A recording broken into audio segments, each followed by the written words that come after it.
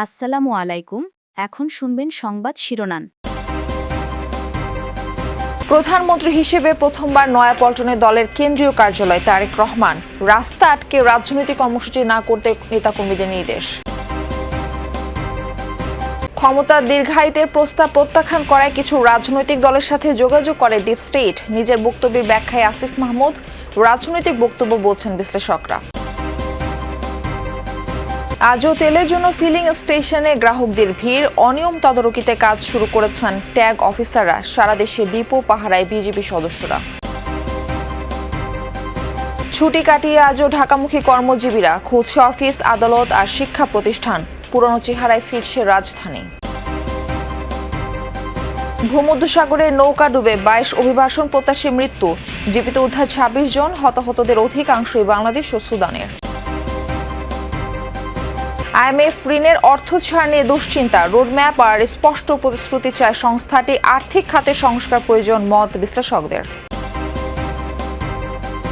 দ্বিতীয় মাসে গড়ালো মধ্যপ্রাচ্য যুদ্ধ পরিস্থিতি। যুক্তরাষ্ট্র ইসরায়েলের বিশ্ববিদ্যালয়ে হামলার হুমকি ইরানের। ইহুদি রাষ্ট্রে দ্বিতীয় দফা মিসাইল ছুড়ল হুতি। আসসালামু আলাইকুম। এতক্ষণ দেখছিলেন সংবাদ শিরোনাম, এখন দেখবেন বিস্তারিত। প্রধানমন্ত্রী হিসেবে দায়িত্ব গ্রহণের পর প্রথমবার দলের কেন্দ্রীয় কার্যালয়ে গেলেন বিএনপি চেয়ারম্যান তারেক রহমান। এ সময় দলীয় নেতাকর্মীদের উৎস ভালোবাসায় সিক্ত হন তিনি। অবশ্য নেতাকর্মীদের চাপে সড়কে যান চলাচল বন্ধ হওয়ায় ক্ষুব্ধ হন বিএনপি চেয়ারম্যান। বলেন, বিএনপি সরকারের উপর জনগণের অনেক প্রত্যাশা, তাই সাধারণ মানুষের সমস্যার কারণ না হওয়ার নির্দেশ দেন। বিএনপি চেয়ারম্যান জানান, সাংগঠনিক কাজে এখন থেকে প্রায় নয়াপল্টনে আসবেন তিনি। বিএনপির আন্দোলন সংগ্রামের সাক্ষী নয়াপল্টনে প্রধানমন্ত্রী তারেক রহমান। মুহুর্মুহু স্লোগান আর উষ্ণ ভালোবাসায় প্রিয় নেতাকে বরণ করেন নেতাকর্মীরা। শুরুতেই বৈঠক করেন দলের নেতাদের সাথে। ডেকে নেন অঙ্গ সহযোগী সংগঠনের শীর্ষ নেতাদের। গভর্নমেন্টের জায়গায় কাজ করবে, দেশের জনগণের কাজ করবে। আমরা সংগঠনের জায়গায় কাজ করব, সংগঠনকে সুসংগঠিত রাখবো। সরকারে গেলে যে কাজগুলো ব্যস্ততা থাকতে হয় মন্ত্রী এমপিদের, স্বাভাবিক কারণেই আমার মনে হয় দলকে আলাদা করলে খুব ভালো হয়। যারা 5 তারিখ আগে যারা কাজ করে রাজপথে ছিল তাদেরকে মূল্যায়ন করে যারা রাজপথে এবং দলকে আরো সুসংগঠিত করুক। আমরা জনগণের প্রত্যাশা পূরণের জন্য নিরলসভাবে কাজ করব বলে আমরা বিশ্বাস করি। অন্তর্বর্তী সরকারকে দীর্ঘমেয়াদে রাখার প্রস্তাবে প্রত্যাখ্যাত হয়ে ডিপ স্টেট কোনো রাজনৈতিক দলের সঙ্গে যোগাযোগ করেছে। নিজের বক্তব্যের ব্যাখ্যায় এমনটা বলছেন সাবেক উপদেষ্টা আসিফ মাহমুদ। তার দাবি, এই ডিপ স্টেট দেশি বিদেশি শক্তির সমন্বয়ে গঠিত, যদিও তার মন্তব্যকে রাজনৈতিক বক্তব্য হিসেবে দেখছেন বিশ্লেষকরা। তারা বলছেন, রাজনৈতিক অস্থিতিশীলতার কারণে ডিপ স্টেট সক্রিয় হয়ে থাকে। যাদেরকে আসলে ডিপ স্টেট বলা হয় তাদের থেকে আমাদেরকে অফার করা হয়েছিল যে আপনারা শেখ হাসিনার যে মেয়াদ আছে 2029 সাল পর্যন্ত সেটা শেষ করেন, আপনারা শেষ করেন, আমরা আপনাদেরকে সহযোগিতা করি। তাদের সার্টেন কিছু শর্ত ছিল। যে সাবেক ছাত্র উপদেষ্টা আসিফের এই বক্তব্য বিশ্লেষণে জানা দরকার ডিপ স্টেট ধারণাটি কি। বিশ্লেষক মহিউদ্দিন আহমেদ বলছেন, ডিপ স্টেট বলতে অদৃশ্য ক্ষমতা কাঠামোকে বোঝায়, যেখানে সামরিক আমলাতন্ত্র বা গোয়েন্দা সংস্থার একটি অংশ সরাসরি বা পরোক্ষভাবে রাজনৈতিক সিদ্ধান্তে প্রভাব বিস্তার করে। অনেক দেশেই এমন শক্তির প্রভাব রয়েছে। সামরিক বাহিনী আছে, আমলাতন্ত্র আছে, এর বাইরে আছে সিভিল সোসাইটি, তার সঙ্গে একটা আঞ্চলিক বা আন্তর্জাতিক ডিপ স্টেটের একটা সংযোগ থাকে। কখনো র এর কথা শুনি, কখনো আইএসআই এর কথা শুনি, কখনো সিআই এর কথা তো আমরা শুনেই যাচ্ছি। তারা যখন অ্যাক্ট করে এবং রাজনৈতিক শক্তিকে ওভার পাওয়ার করে ফেলে, তখন আমরা বলি যে একটা ডিপ স্টেট।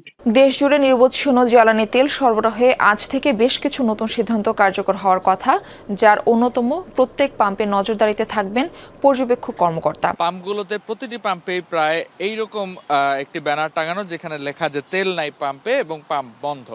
প্রতিটি পাম্পগুলোতেই এই সকাল থেকে ঘুরে দেখা গেছে যে বেশ কয়েকজন যারা ভোক্তারা রয়েছেন তারা পাম্পগুলোতে আসছেন এবং তেল না থাকার কারণে কিন্তু তারা ফিরে যাচ্ছেন এবং বিভিন্ন পাম্পগুলোতে তারা খোঁজখবর নিচ্ছেন। আসলে কোনোটাতেই এখন পর্যন্ত জ্বালানি তেলের যে সরবরাহ সেটি কিন্তু নেই। মূলত পাম্প মালিকরা যেটি বলছেন যে গতকাল রাত থেকেই যখন জ্বালানি তেল শেষ হয়ে গেছে মজুদ, তারপর থেকেই কিন্তু তেলের সরবরাহ বন্ধ এবং পাম্পগুলো বন্ধ। আজকে সকাল 7টা থেকে ডিপোগুলো খোলার কথা রয়েছে এবং তার পরপর থেকে কিন্তু যারা ভোক্তা রয়েছেন তারা আশা করছেন যে আজকে অন্তত দিনের 12টা 1টা কিংবা তার আগেই হয়তো তেলের সরবরাহ স্বাভাবিক হবে। পরিবার প্রিয়জনের সাথে ঈদ আনন্দ ভাগাভাগি শেষে আজও কর্মস্থলে ফিরছেন নগরবাসী।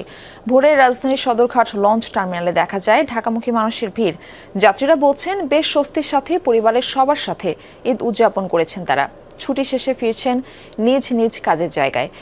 জানান দেশের বিভিন্ন এলাকায় ঘটা দুর্ঘটনা খানিকটা মলিন করেছে উৎসবের আনন্দ।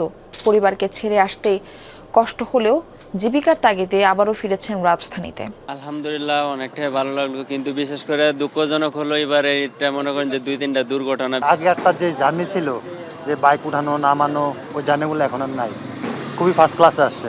ছেলে মেয়ে স্ত্রী আত্মীয় সবাই আমাদের সাথে একসাথে ঈদ করছি, জি জামাই নাইনাতকে সবাই নিয়ে খুব আনন্দ।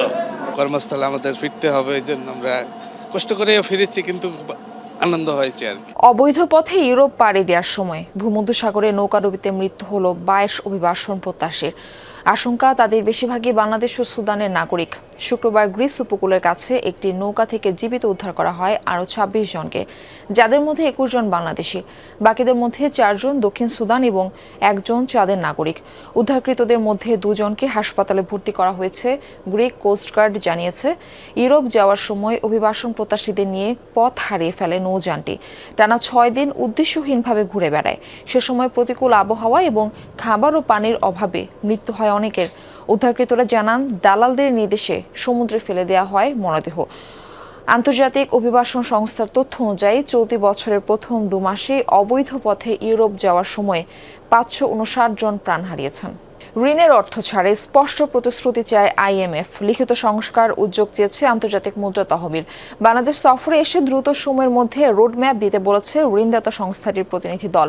তারপর ঋণ কার্যক্রম সচল করার বিষয়ে হবে আলোচনা। বিশ্লেষকরা বলছেন আর্থিক খাতে সংস্কার প্রয়োজন, জ্বালানির সংকট সমাধানে আর্থিক সহায়তা দরকার, স্বল্প সুদ আর দীর্ঘমেয়াদী ঋণের উৎস খুঁজে বের করতে হবে। 24 মার্চ মঙ্গলবার সচিবালয়ে প্রধানমন্ত্রীর সঙ্গে সাক্ষাৎ করেন IMF এশিয়া ও প্যাসিফিক বিভাগের পরিচালক কৃষ্ণ শ্রীনিবাসন। পরে অর্থমন্ত্রী আমির খসরু মাহমুদ চৌধুরীর সঙ্গে বৈঠক করে প্রতিনিধি দল।